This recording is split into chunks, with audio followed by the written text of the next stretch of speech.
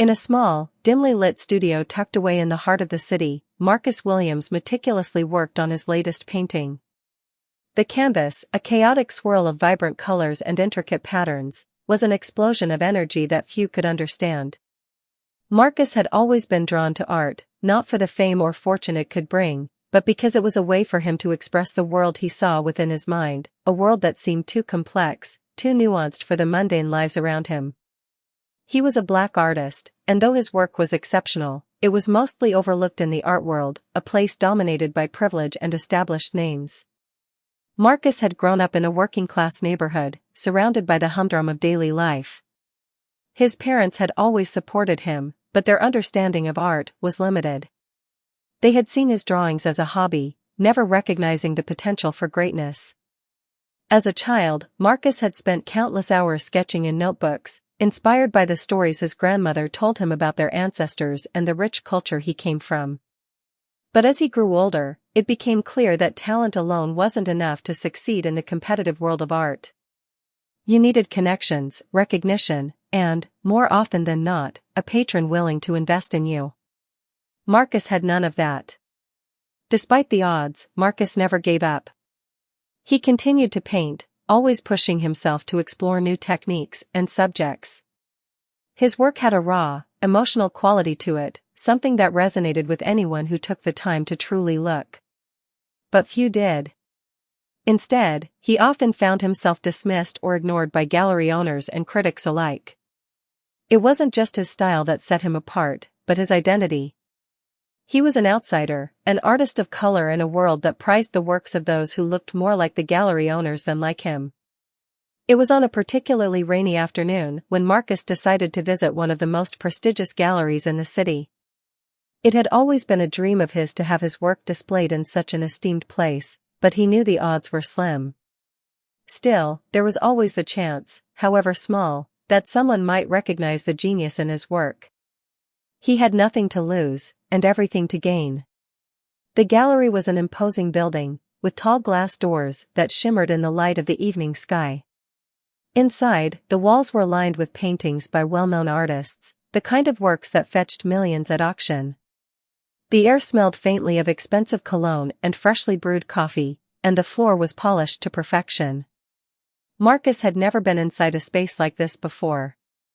It felt both foreign and intoxicating, a glimpse into a world that seemed just beyond his reach. He wandered through the gallery, admiring the pieces that adorned the walls, each one a testament to years of dedication and success. He felt a twinge of doubt, wondering if his work could ever measure up. But then, something caught his eye. A painting that was rich in color and emotion, capturing the essence of struggle and triumph. It reminded him of his own journey. He had to show the owner of the gallery, he had to see if anyone else saw what he saw in it. He made his way to the back of the gallery, where a tall man stood by a desk, speaking with another customer. The man was well dressed, in a tailored suit that spoke of wealth and influence. His sharp features and expensive watch gave him an air of authority, someone who was used to being in control. Marcus hesitated for a moment, but then approached him. "Excuse me," Marcus said, his voice steady but filled with uncertainty. "I'm an artist, and I have some work that I'd like you to see." The man looked at him with a brief flicker of curiosity before his gaze shifted back to the customer he was speaking with. He nodded dismissively. "Not now, I'm busy. Leave your details with my assistant, and we'll get in touch if we're interested." Marcus frowned but didn't back down. "Please, just a moment. I think you'll want to see this." The gallery owner finally turned to face him, his expression cool and uninviting. "Look, I don't have time for this," he said, his tone sharp. "We get hundreds of artists like you coming in here, all looking for their big break. But we don't have the space for every unknown artist who thinks their work is special. There's nothing here that would interest us." Marcus felt a knot tighten in his stomach. The words stung more than he cared to admit. He had been dismissed before, but never so bluntly, never with such disregard.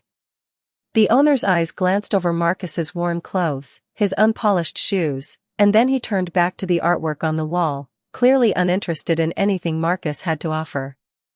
Maybe you should try a smaller gallery, the man continued, his tone dripping with condescension. Somewhere more suited to your style. It took everything Marcus had not to lash out. He had been dismissed before, but this was different. This man was not just ignoring his work, he was belittling him as a person. He had never felt so invisible, so utterly insignificant. And yet, despite the humiliation, there was a fire that began to burn within him. A fire that said, "You don't get it now, but one day, you will." He turned and walked out of the gallery, the heavy door closing behind him with a quiet thud. The rain had begun to pour in sheets, but Marcus didn't care. He didn't bother to take shelter. Instead, he stood on the street corner, staring at the wet pavement beneath his feet, his mind racing with a mix of anger and determination. The city felt colder now, its bright lights mocking him. But in that moment, something inside him snapped. He was done being overlooked. He was done being dismissed. The world would see his work. The world would know his name. He would rise above this. The gallery owner's words, his mockery, would be his fuel. Marcus didn't need this gallery. He didn't need their approval. What he needed was to prove them all wrong. And so, with a renewed sense of purpose, Marcus made a vow to himself. He would paint until he couldn't paint anymore. He would create something so extraordinary that no one, not even the most arrogant gallery owner, could ignore it. His art was worth more than they could ever comprehend. And one day, they would regret underestimating him. The city, dark and wet, seemed to respond to his resolve, the light from the street lamps reflecting off the puddles like tiny galaxies. He didn't know it yet, but this was the first step in a journey that would change not only his life, but the very fabric of the art world itself. The following days after Marcus's visit to the gallery were filled with a mixture of frustration and resolve. He couldn't shake off the sting of the gallery owner's dismissive words. The memory of that conversation lingered like a bitter aftertaste every time he picked up a brush. He was determined to prove his worth, but self-doubt crept in at the edges of his thoughts. Would he ever get the recognition he deserved? Was it even worth trying again, or was he simply destined to be just another overlooked artist in the shadows? But despite the turmoil, there was a fire burning within him. Marcus's passion for art had never been about fame or validation, it was the act of creation that filled him with purpose. It was the way his brush brought forth stories, emotions, and visions that only he could see. And with every rejection, the resolve to show the world his worth only grew stronger. A few weeks passed, and Marcus's work continued to evolve. He spent countless hours in his studio, experimenting with new techniques and abstract forms. His pieces became more complex, more layered, each one a reflection of his personal journey, the pain of rejection, the longing for validation, and the determination to rise above. He could feel his art beginning to speak in a language that was uniquely his own, a voice that, if given the chance, would resonate far beyond the confines of his small studio. One afternoon, as Marcus was preparing a new canvas for his latest project, his phone buzzed with a notification. He wiped the paint from his hands and glanced at the screen. It was an email from an art agent, someone he'd met briefly at a local event months earlier. She had seen some of his early works at a small exhibit and had expressed interest in his potential. The subject line read, "Gallery opportunity, let's talk." Marcus's heart raced. This could be the chance he'd been waiting for. He quickly opened the email and read the message, which suggested a meeting at a nearby cafe to discuss a possible collaboration with a new gallery looking to showcase emerging artists. The opportunity felt like a door opening, a chance to break into the world that had so far been closed to him. His pulse quickened with excitement. The meeting was set for the following day. As the time drew closer, Marcus prepared himself for what he hoped would be the moment his career could take a leap forward. He chose a simple but clean outfit, a way to present himself as professional, not the artist still struggling in his unpolished shoes. He didn't want to make the same mistake again. He would walk in with confidence this time. The cafe was a cozy spot, nestled in a quiet corner of the city. Marcus arrived early, his heart pounding in his chest. The place smelled of fresh coffee and baked pastries, and the low hum of conversations filled the air. He found a table near the window and sat, tapping his fingers nervously against the tabletop. Soon, the art agent, a sharp-eyed woman named Claire, walked in. She was in her mid-30s, with a professional demeanor and a sleek black dress that reflected her success. She greeted Marcus with a smile, and after exchanging pleasantries, they sat down to discuss the opportunity. Claire explained that the gallery she represented was looking for new artists to feature in an upcoming exhibit, and she had remembered Marcus's work from the small show months ago. "This could be the break you need," Claire said, her tone warm but businesslike. "The gallery is known for promoting emerging talent, and if your pieces are a good fit, they could really make a name for you in the art world." Marcus's excitement grew as he listened to Claire's words. This was the chance he had been waiting for. He shared more about his artistic journey, his struggles, and how his work reflected his personal experiences. Claire nodded approvingly, clearly impressed by his dedication and vision. After a few moments of conversation, she paused, looking at him with a thoughtful expression. "I'll be honest, Marcus," she said, her voice lowering slightly. "I think there's a lot of potential here.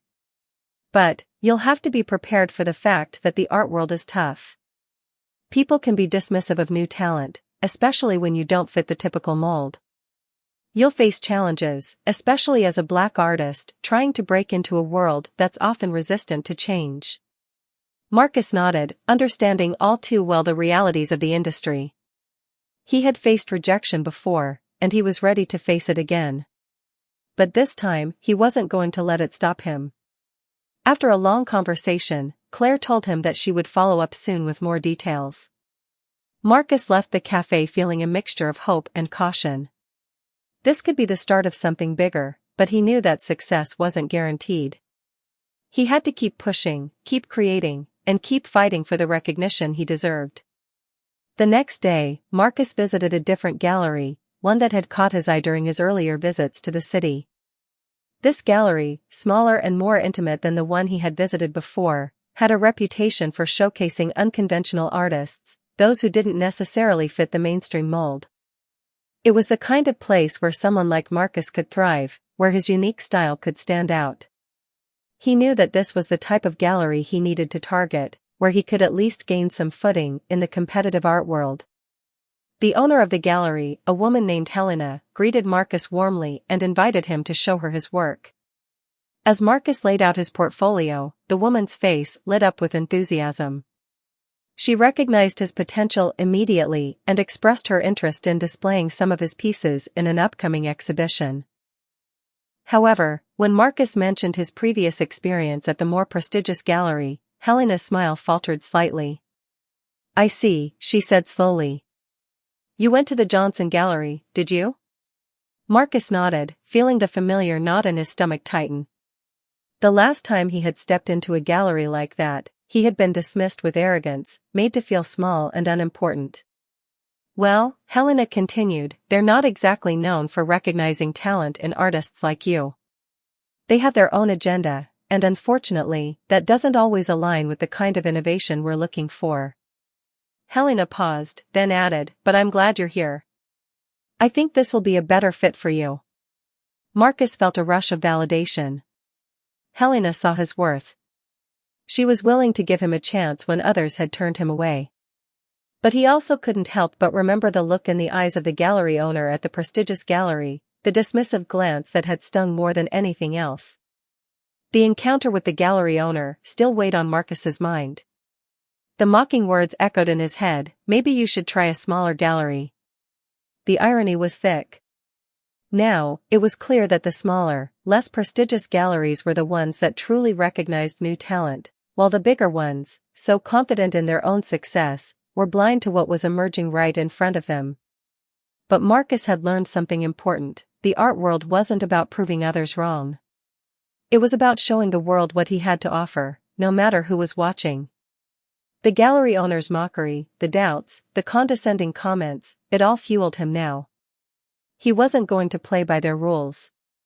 He would create on his terms. And one day, the world would see what he saw in his work. But for now, he would let his art do the talking. He would paint.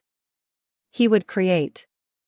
And eventually, he would rise above the narrow views of those who had underestimated him. Because talent, once seen, couldn't be ignored forever.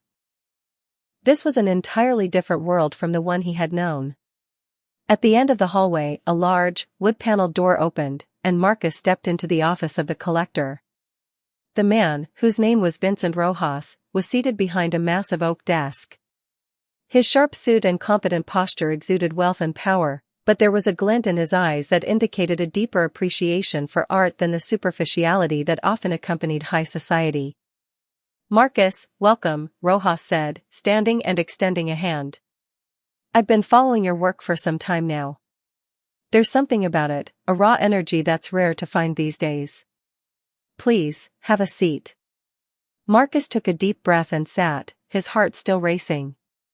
This was the moment. The kind of validation he had longed for was finally within reach.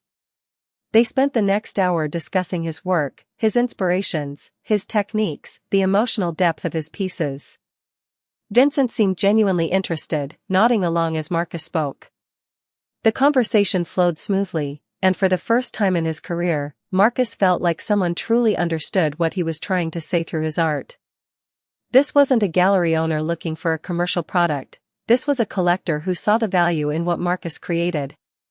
They weren't just talking numbers or sales figures, they were discussing meaning, vision, and emotion.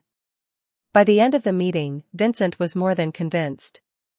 "I'd like to acquire your latest piece, the one you call Resilience," he said, referencing a bold, dynamic piece that captured a sense of strength and struggle. "And I'd also like to purchase 2 others. We'll work out the details with Claire. Consider this the beginning of a very promising relationship." Marcus sat there, in disbelief.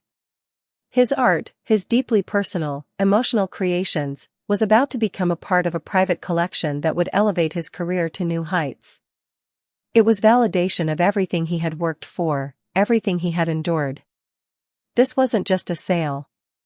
It was proof that his vision, his story, was worth more than the dismissals of gallery owners and critics who hadn't taken the time to understand him. It was proof that he had something valuable to offer. The meeting wrapped up with more talk about logistics, and Marcus left the building, a sense of triumph swelling in his chest. He had finally made it. But this was only the beginning. He knew that this breakthrough would change everything for him, how he was perceived, how the world saw his art, but it also meant he had to push even further. He wasn't done. He couldn't be. Not now, not when he had so much more to say. Word of his success spread quickly through the art world. The sale to Vincent Rojas was covered by several art magazines and websites, and soon, other collectors and galleries began reaching out. Invitations for exhibitions and features came pouring in. People who had once ignored him now sought his work out, eager to get a piece of his rising star. The industry that had once closed its doors to him was now opening them wide, and Marcus was ready to walk through them. But even as his career skyrocketed, something inside him remained unchanged. The fire that had fueled him from the beginning still burned brightly, propelling him forward. The validation, the success, it was wonderful, but it was also secondary to something deeper. He painted not for fame or fortune, but to capture the raw, untold stories that lived inside him. And there was still so much more to share. Marcus's breakthrough wasn't just a personal victory, it was a statement to the world. To those who had mocked him, dismissed him, and overlooked his work, it was a reminder: you can ignore talent for only so long before the world catches on. And when it does, there will be no denying it. He wasn't done yet. The world would know his name. Marcus's rise in the art world was swift, and it was undeniable.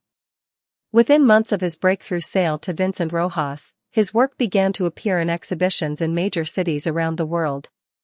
His art was featured in galleries that had once dismissed him, and the critics who had ignored him now praised his pieces, analyzing the depth and power behind each stroke.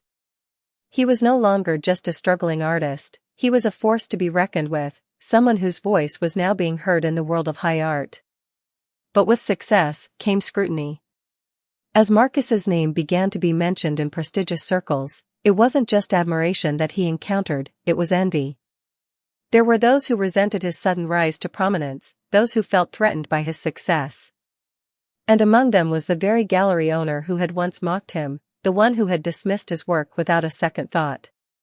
Richard Johnson, the owner of the once prestigious Johnson Gallery, had long built his reputation on promoting established, high-profile artists.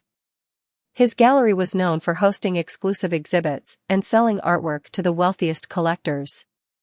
To him, Marcus had been nothing more than a passing novelty, a naive artist who didn't fit the mold.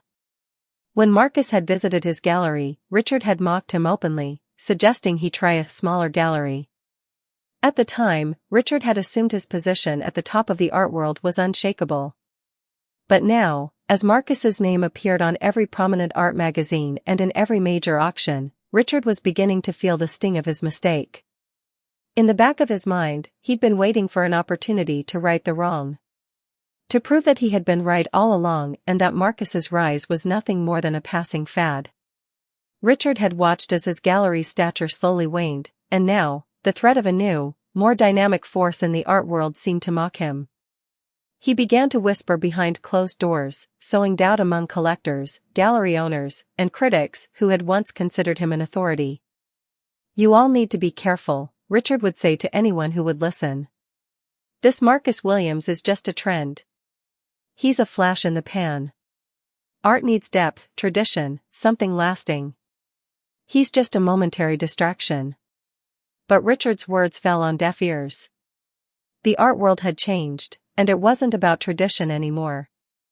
It was about evolution, about breaking boundaries, about telling new stories that resonated with the world as it was now, not as it had been. The collectors who had bought Marcus's work were passionate, driven by something deeper than just status. They believed in his voice and his vision. His art wasn't just decoration, it was a movement. Richard watched, fuming with resentment. He couldn't stand the thought of Marcus's success, particularly because he had once dismissed him as irrelevant. The fact that Marcus's name now appeared alongside the greats, people like Pollock, Basquiat, and Picasso, was a bitter pill for Richard to swallow. But he was determined to get back at Marcus. He couldn't allow the art world to forget his gallery's place at the top. And if he couldn't take Marcus down through his art, he would do so through his reputation.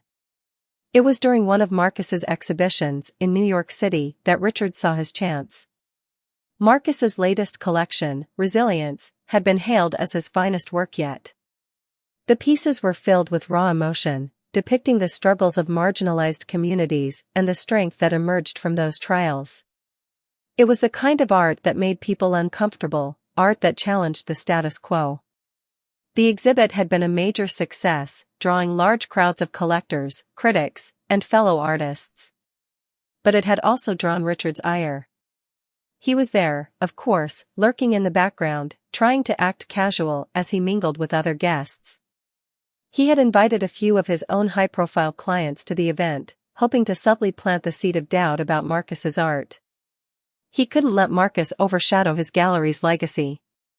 He couldn't let the young artist have all the glory. Richard's first move was to approach some of the collectors he knew personally, men and women whose opinions carried weight in the art world. He began planting rumors, making veiled comments about Marcus's rise to fame. "I don't know if you've heard," Richard would say, lowering his voice, "but I hear some of Marcus's works are starting to lose their value. I've seen this happen before with artists who rise too quickly, they're just fads. His work is getting too predictable, too commercial." The collectors listened, their interest piqued. Richard was subtle, but effective. He suggested that they wait, that they hold off on buying more of Marcus's work. He even implied that there were other, more established artists who would be better investments in the long term. But Richard didn't stop there. He started to question Marcus's integrity. He began insinuating that the artist wasn't as original as everyone thought, hinting that his success was the result of manipulation or clever marketing rather than true talent. "What's really behind this sudden success, I wonder?" Richard said to one of the critics. "How much of it is the work, and how much of it is just hype?" The art world loves a good story, doesn't it? These whispers soon spread through the art world like wildfire. At first, Marcus didn't notice. He was busy with new projects, enjoying the steady stream of recognition that was coming his way. But as time went on, he began to sense a change in the atmosphere. Some collectors started to pull back from his work, hesitant to buy new pieces. There were murmurs among his supporters that his value was starting to drop. He began to hear rumors about his art being predictable and overhyped, and he realized that something was wrong. Then came the ultimate blow. At one of his exhibitions in London, Marcus received a message from his agent, Claire. She was upset, clearly distressed. "I don't know how to say this," she began, "but I just spoke to a client, and they pulled out of buying your work. They said they've been hearing too much negative press about you. Something's off. They're not sure they want to invest in your pieces anymore." The news hit Marcus hard. He had worked so hard to get to this point, and now it felt like it was all slipping away. He had no idea where the rumors were coming from or who was behind them, but he knew one thing for sure: Richard Johnson was behind it all. The bitterness in Richard's eyes, the way he had dismissed him with such condescension, Marcus could now see it for what it truly was.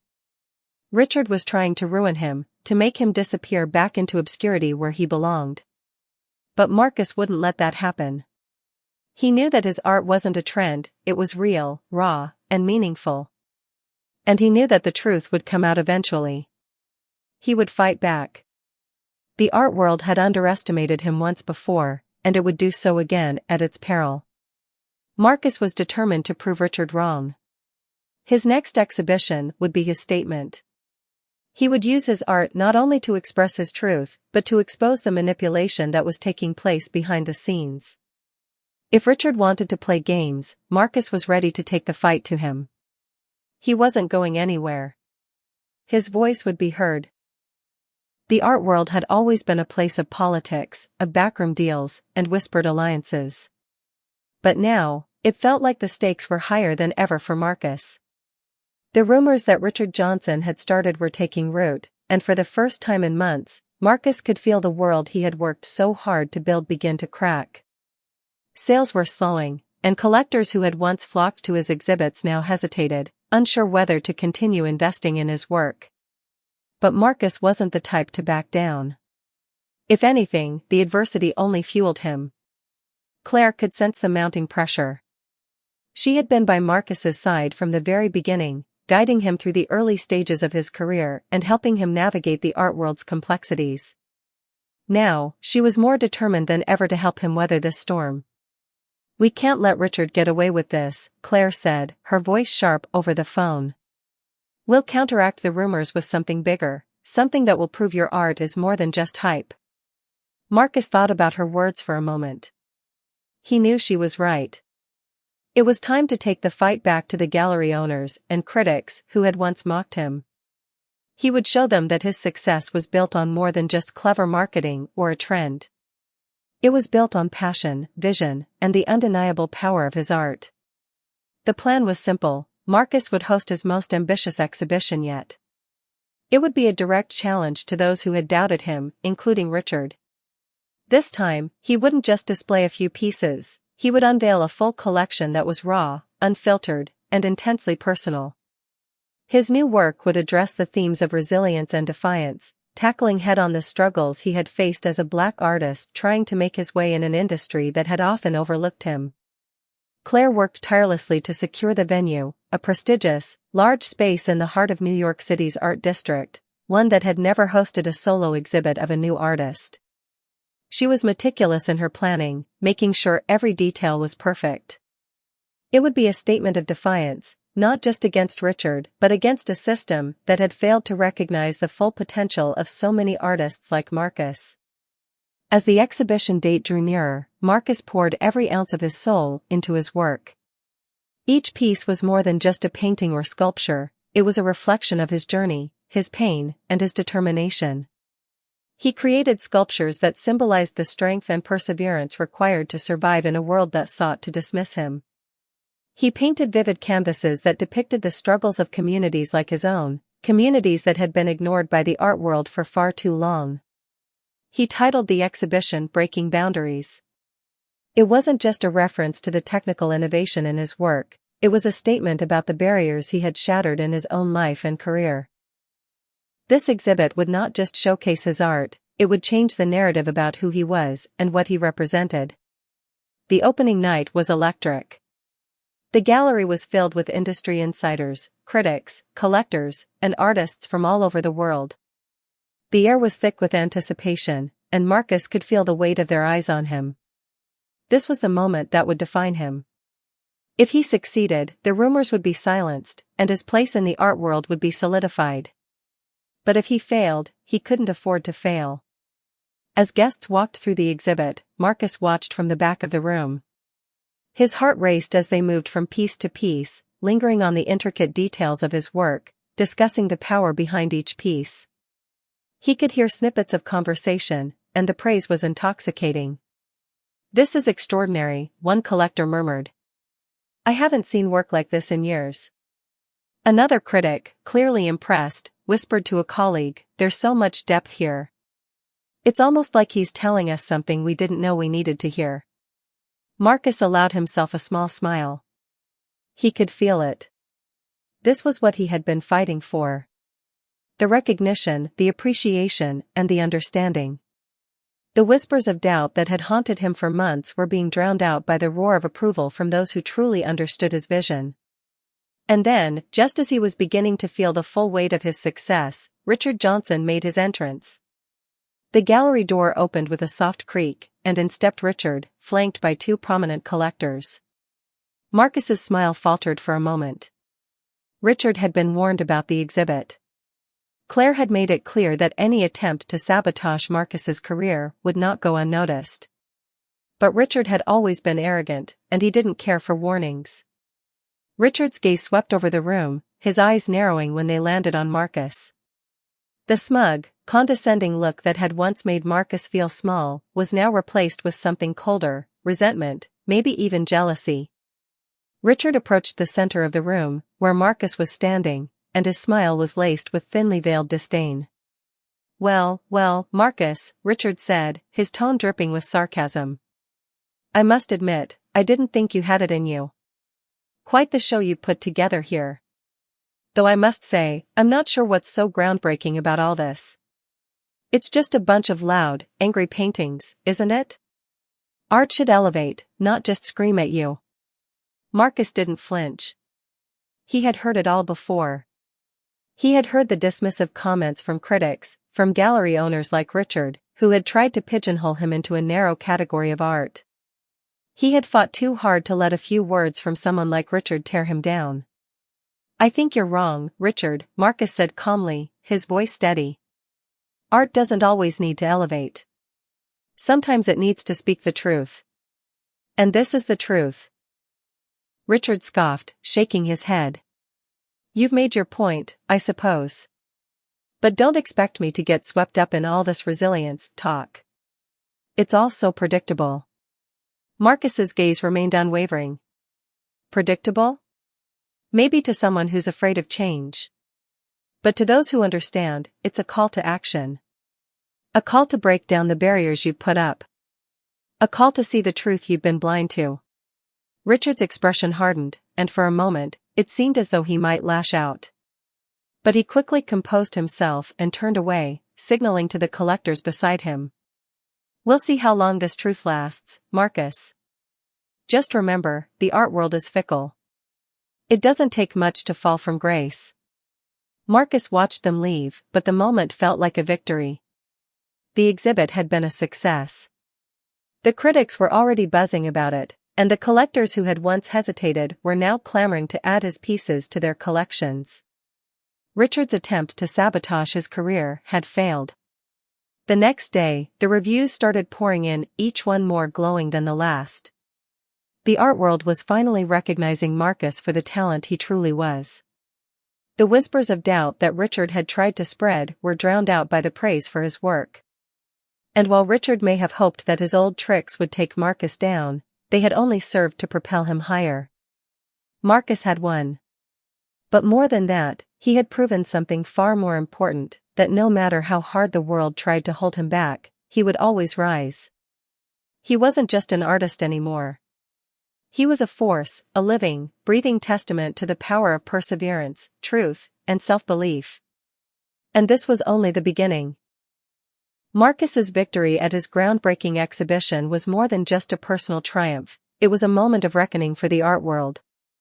As the art community began to recognize the depth and authenticity of his work, the whispers of Richard Johnson's attempts to undermine him started to turn into louder discussions. The art world, which had once been a tight-knit community of insiders, was beginning to crack open, revealing just how deep the issues of discrimination and elitism ran. The critics who had once followed Richard's lead in dismissing Marcus began to rethink their positions. In interviews and articles, they started to admit that they had been too quick to judge. One prominent critic wrote an op-ed in a major art magazine, entitled "The Blindness of Tradition: How I Missed the True Genius of Marcus Williams." In it, the critic described how his initial dismissal of Marcus's work was based not on the merit of the art, but on the preconceptions of what art should be. In a world where art is too often commodified and controlled by the elite, it is easy to overlook the voices that challenge the system, the critic wrote. But Marcus Williams has proven that art is not just for the powerful and privileged, it is for everyone. This article was just the beginning. Other critics began to follow suit, acknowledging that the art world's long-standing practices of gatekeeping and exclusion were in need of a radical overhaul. Marcus's success, despite the sabotage attempts by Richard, was proof that art should be about substance, not status. The notion that art was only for the rich and established was being challenged, and Marcus had become the face of that change. The ripple effect wasn't limited to just the art world. Marcus's story began to inspire artists from all walks of life. Young black artists, in particular, felt empowered by his success. They had watched as their talent went unnoticed, dismissed as too urban or too political for mainstream galleries. But Marcus had shown them that there was room for their voices, too. It was a message that resonated across social media, where countless posts tagged #BreakingBoundaries, celebrating the new wave of art and the artists who refused to be silenced. The next few months were a whirlwind for Marcus. He was in demand, with gallery owners and collectors eager to purchase his pieces. But what was even more fulfilling was the knowledge that he was now a role model, someone whose journey could inspire others to push through the barriers that had once kept them from realizing their full potential. In interviews, Marcus spoke not just about his own journey, but about the importance of creating a more inclusive and diverse art world. Art is meant to reflect the world around us, he said in one interview, and if we're only hearing from a narrow group of voices, then we're not getting the full picture. We need to hear from everyone, especially those who've been left out for too long. But for all the accolades and recognition, Marcus knew that the battle wasn't over. He had proven his worth in the eyes of the art world, but he was still aware of the lingering animosity from some quarters. Richard Johnson, although silent in public, was still a powerful figure in the industry, and Marcus knew that there were those who would continue to try to tear him down. Marcus had a plan for this, though. He wasn't just going to sit back and wait for the next attack. He would continue to push the envelope, to make art that challenged the status quo, that made people uncomfortable. He would use his platform to raise awareness about the issues that mattered to him, the struggles of marginalized communities, the lack of diversity in the art world, and the importance of supporting artists who defied convention. His next exhibition, which he dubbed Unveiled, would take on the very themes that had shaped his own career, the importance of visibility, the fight for equality, and the necessity of acknowledging the narratives that had been ignored for far too long. This time, however, he would use his exhibition not just to showcase his work, but to create a space for other artists who had been overlooked or marginalized. The exhibition would feature pieces from a diverse group of up-and-coming artists, many of whom were Black, Indigenous, and artists of color.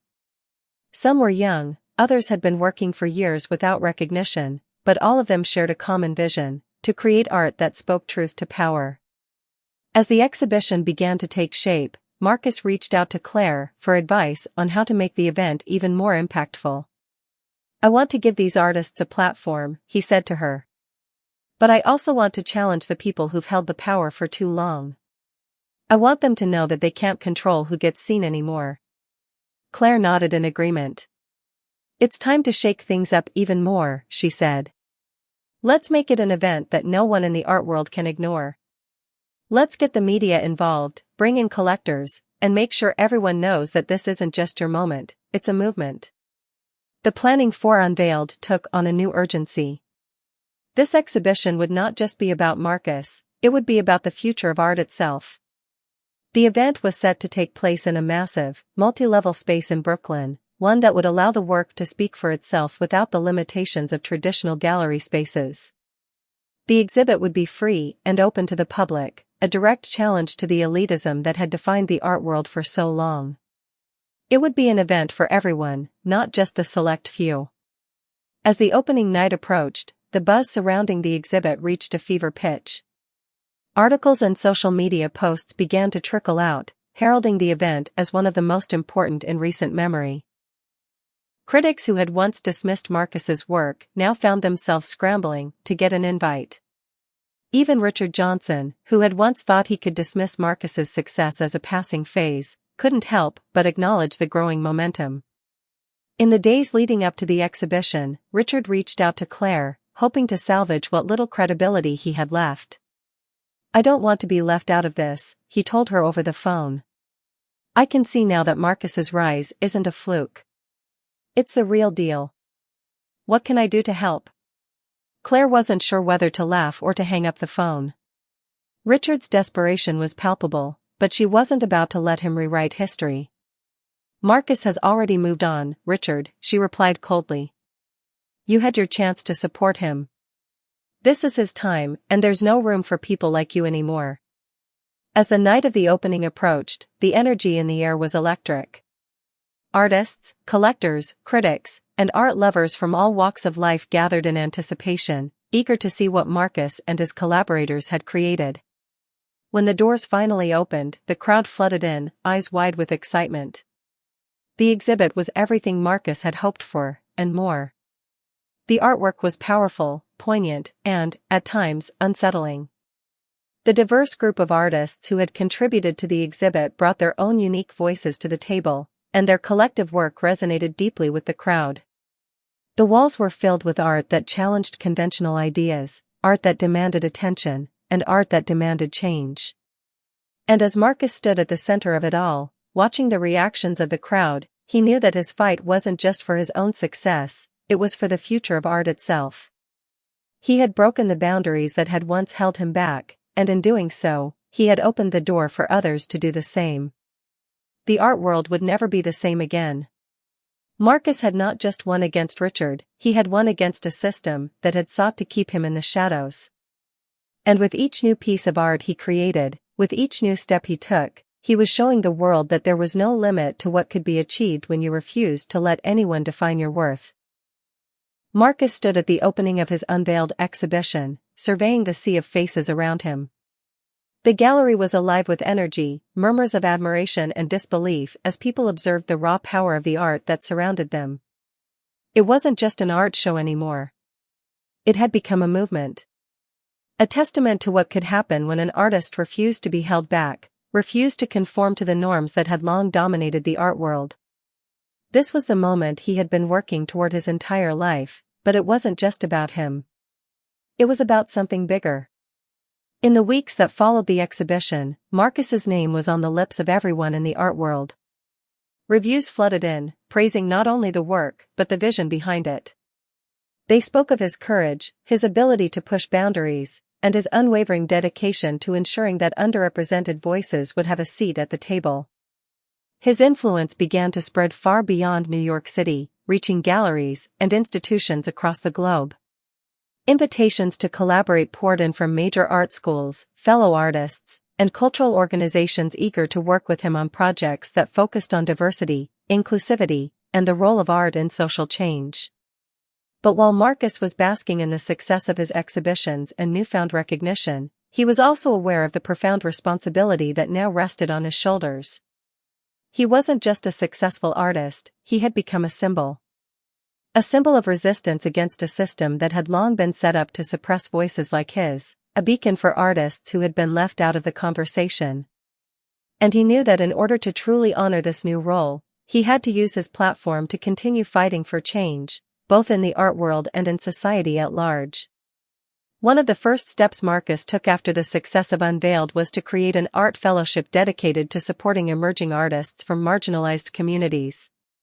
He had seen firsthand the difficulties these artists faced, how they were often ignored or overlooked by galleries, critics, and collectors simply because they didn't fit the mold of what mainstream art was supposed to look like. Marcus knew that if he was to leave a lasting legacy, he had to ensure that these artists had access to the resources, mentorship, and opportunities that he had struggled to find in his own career. The fellowship was designed to provide not only financial support but also an invaluable network of mentors who could guide young artists as they navigated the industry. Marcus was particularly passionate about creating a space for Black, Indigenous, and people of color artists, ensuring that they would be equipped with the tools necessary to break through the barriers that had once held him back. But the fellowship was just one part of Marcus's broader mission to reshape the art world.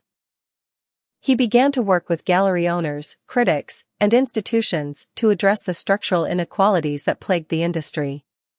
He advocated for more equitable representation of underrepresented artists in galleries and museums, pushing for initiatives that would ensure diversity not just in the work that was displayed, but in the very decision-making processes of the institutions themselves.